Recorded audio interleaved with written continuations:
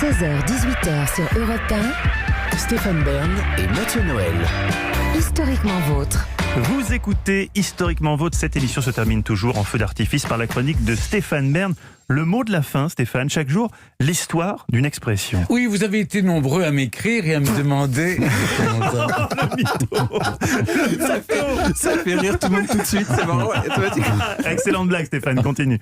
Alors, en me disant, mais d'où vient l'expression les cousins germains ? Bah oui. C'est vrai, d'où ça vient les cousins germains ? Enfin, l'expression cousin germain. D'abord, sachez que cela n'a aucun rapport avec nos amis germaniques.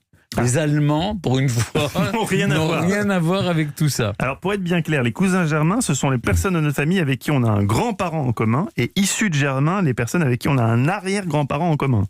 En fait, Mathieu, tout est une question d'étymologie. D'une manière générale, Germanus vient du latin qui signifie « qui est du même sang ». Germain est utilisé depuis le XIIe siècle et le mot vient de germen, qui signifie germe. Il donnera en espagnol hermano et hermana pour dire frère et sœur. Illumination dans les yeux de Castel Là, j'ai ressenti un plaisir très très fort. De comprendre ça brusquement, là, ça c'est très très bien. Quand on parle des Germains pour désigner les Allemands, Germain vient alors de deux mots celtes. Guerre, qui veut dire voisin, et man, qui veut dire peuple. C'est le peuple voisin. Mais, voilà. Alors Stéphane, revenons à nos cousins germains. Comment on dit dans les autres pays ? On dit par exemple en anglais first cousin, le cousin du premier degré. Très simple à En comprendre. Roumanie, on parlera de cousin doux, D-O-U-X.